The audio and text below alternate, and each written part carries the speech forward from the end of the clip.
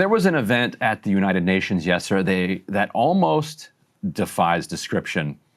Let's roll. You have to see this to believe it. See if you can figure out who these gentlemen are rolling out on stage together. Salam alaikum, Sayyid Rais. Ahlan wa sahlan. Ahlan wa sahlan. And Sharafna Sayyidi. As you know, Mr. President, I spent over 37 years in the U.S. Army, and I was a soldier, not a diplomat. So I hope you'll forgive me if I speak with the directness of the old soldier that I am as I get the first question out of the way. Because the fact is that we were on different sides when I was commanding the surge in Iraq. You were, of course, detained by U.S. forces for some 5 years, including, again, when I was the 4-star there. And here you are now as the president of Syria, which your forces liberated from the murderous Bashar al-Assad regime to participate in your first UN General Assembly as the president of your country. Earlier this year, you met the president of the United States among many other world leaders. Please help us understand how you got from Al-Qaeda in Iraq 20 years ago to where you are today, Syria's head of state, on stage in New York City. أهلا وسهلا. I welcome you. وجيد إنه كنا في وقت من It is الأوقات good في that at a ميدان time الحرب we were in the الحوار combat and then we now move to the discourse. Naam, We Sayyidi. moved from war to هذا discourse. من Yes, sir. خاض الحرب هو أكثر الناس Someone who went through war is one who knows most the importance of peace. Perhaps there were some mistakes. Sometimes in a person's journey, there are some mistakes, but what's important is to focus on defending people from the threats that they face, especially from the instability that could take place in any region. So yeah, that Ahmed al-Shara. Just imagine you are an American soldier and you service member, Right. and you served in Iraq in the height of the surge when a couple hundred Americans were getting killed or wounded every month under David Petraeus to hunt down, to kill Al-Qaeda and Iraq. And for that commander and then the former CIA director to be sitting across smiley and googly-eyed at a literal terrorist marked by the US government, complicit in God knows how many horrific crimes, attacks on our soldiers, all because, let's be honest, because the guy is willing to play ball with who, Ryan? Israel. Yeah. And so because of that, yeah, it's such a great victory for the world that Bashar al-Assad is gone. Really? Bring him back. If this is the alternative, like, what are we doing here? You know? And for me, it's especially blackpilling. My whole initial career was spent on these issues. ISIS, Al-Qaeda. I was a true believer. You know, I didn't want to believe the conspiracy theory about, or what I thought was that the U.S. was funding. That the U.S. was funding. I said, no, that's ridiculous. I know these people, they're fighting, you know, they really believe in, in a better democracy for Syria and for all. No, we turned it into a playground for the entire world. We facilitated but not just us, Russians, Qataris, Saudis, everybody, Turks, everybody got in on the action. Hundreds of thousands of people were killed. Millions were displaced, all for it to end in the result of thousands of Americans died. Thousands to prevent Al-Qaeda and also to respond to the 9/11 attacks, only to have the CIA director glaze an Al-Qaeda terrorist operative in New York City. It's too much for me. But that's what makes me so cynical about the state of the world, is like, actually that shit, apparently that was the point the whole time. We got to get rid of Assad. He's a murderous dictator. So we got to replace him with a new murderous one because he's good with Israel. Oh, great. Okay, great. Awesome. Good for the people of Syria, I guess. If you're a Christian, good luck to you. You know, you might just get blown up in a church or something like that. There were a couple other psychedelic moments that we can roll through before we finish. Put F2 up here. How are you holding up under all this pressure?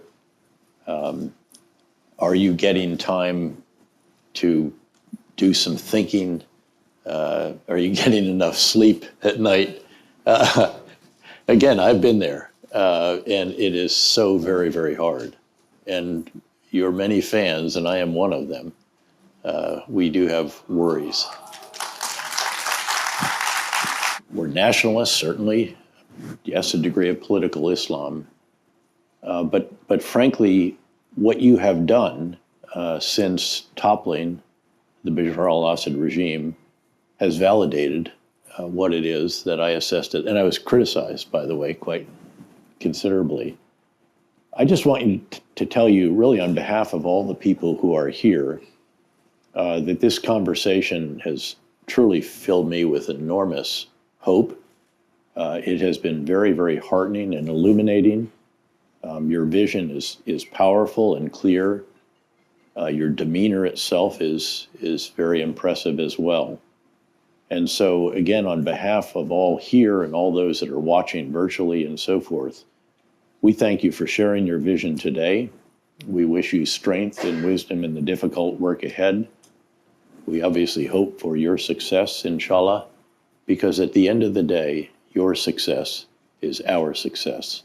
Your success is our success. I don't even have words for this. Again, and he's like, he's comparing his experience as an American soldier to the Al-Qaeda terrorist who he was trying to kill 20 years ago. At other points in that, he said, can you talk a little bit about how you obtained your weapons?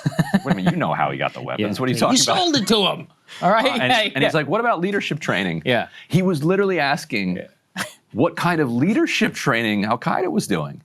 Yeah. Because of how, and hey, look, credit where it's due. All the critics who were screaming into the void on the internet, they were all right. Every single one of them. All right, about Al-Qaeda, about the CIA, including, by the way, the current DNI, who at one point, had a very different take on this. She was 100% correct. This entire, I can't even believe my eyes in front of us. And I just want to underscore again, none of this has anything to do with American interests, because nobody ever particularly cared about Bashar al-Assad. To the extent that it was a problem, it was about the migrant crisis, which, if that was it, then you would want a quick war. That came from the Civil War. Right, exactly. Came from the Civil War. You would want the war to end. And Israel turn had it a into a problem. Russian thing. Right, exactly. Right. Israel is the only people who had a problem with Bashar al-Assad. And now since then, what's been happening? There's been a bunch of strikes in Israel. And in fact, even though this guy has been playing ball with Israel, that they still struck the presidential palace just to make sure. Well, not so well, because Israel just so you know, we will kill you. You have to play ball with us completely. Let's go ahead and put F4 up there on the screen. Just a couple of days ago, he said that a border deal with Israel could come within days. That deal, by the way, would basically expand Greater Israel even further into Syria, beyond the borders even that they used to fight with Assad about. He was, to be fair, asked about it by Petraeus. He's like, we're not there yet, but obviously they're keeping communication lines open. There were specifically also calls for him to join the Abraham Accords. So that's what our grand experiment in Syria, which again, if you're me, I've covered this from almost since day one of the Civil War. So to be here 14 years later, 11 years later, and to see this, never in my wildest dreams. And what he kept asking for in the Petraeus interview, and we put up F3 on the screen here, is for the U.S. to and the world to complete the lifting of sanctions, which frankly they should. Like, what's the point? Like, you got got your guy. It doesn't matter anymore. I mean, the damage is all done, right? So at this point, I guess. Although, I mean, if we're going to maintain any, it's just like, well, what is this all about then? We spent 24 years fighting the war on terror. For this to be the end, it's sick. It's really asking the U.S. public to just swallow an enormous amount. Yeah, but how many people are going to know about this? 99%, 99.9% of people. Part of it is attention. Yeah. Yeah. I mean, if you're an American soldier, though, I hope you pay attention. I really do. You were used disgustingly. Some people, very courageous people, not me. I wish I had said it at the time. They were 100% right. They really were. Meanwhile, I don't know if you saw this, contemporary ISIS, which those same critics now say is basically propped up by Israel and the United States. Right. Just the other day, as all these European capitals are now recognizing Palestinian statehood, ISIS put out a statement saying that they wanted people to attack Europe. Like, well, this is an interesting timing. Like, just as Europe is recognizing, it's like, guys, if you're trying to make it look like you are a proxy of Israel, like you couldn't pick a better time to threaten European capitals with terrorist attacks, just as they're recognizing a Palestinian state. They said it's like to do it in solidarity with whatever. Like, it is. Black pill is good. Is a good phrase for it, because we remember 9/11, the ISIS beheadings and grotesque displays of violence are seared into our memories. If you're a Zoomer, you don't even understand what that moment was. I'm not even talking about 9/11. Right. I'm talking about, what was his name? James Foley? Foley and Stephen something. Yeah, Stephen Sotloff, I think. Sotloff, that's what it is. I mean, we watched their deaths. Like, Right. It's equivalent to the Kirk thing. We all experienced that collectively on the original, on the early internet. Or remember the Jordanian pilot being burned alive in the cage? They burned a guy alive in a cage. In a cage. Like, they lined up 20 Egyptians. Right. Remember the fall of Mosul? And executed them. Yeah. And then all those Yazidi women who were raped and held as sex slaves, like to live through that, and then the righteous indignation of the American people, of so many people, like, how could we let this happen? We have to go back. We have to do something about this. And the fact is that all of the naysayers who were like, this is all a deep state cover to go after Assad and to prop up Al Qaeda, they were 100% correct, because look at the end state of where it all came about. Yeah, and the U.S. Was doing this ever since World War II. We were funding these death squads throughout Central and South America, in Indonesia, funding the worst butchers around the world, and so it makes sense that we would continue funding butchers. Yeah, but during the Cold War, it was under the guise of stopping communism, right? Which is more honest. But that's more honest. Right. This was about these monsters just playing games in the Middle East. Exactly.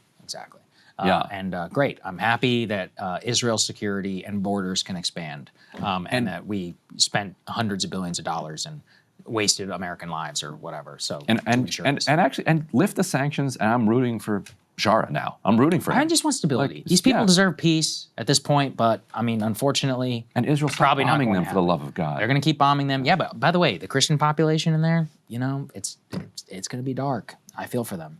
I really do. All right. Thank you, Ryan. That was a great show. Yep. I enjoyed it. I'll be at the UN tomorrow. So you will? Yeah, Chris will be here for me. So Chris will be in for Ryan tomorrow. I will be out for the rest of the week, but Ryan will be in for me on Thursday. Yep. And I know you guys have some interesting guests and all of that lined up. We will see you all later. Oh, and stay tuned for my Tucker Carlson interview for our premium subscribers. Hey, if you like that video, hit the like button or leave a comment below. It really helps get the show to more people. And if you'd like to get the full show ad-free and in your inbox every morning, you can sign up at breakingpoints.com. That's right. Get the full show, help support the future of independent media at breakingpoints.com.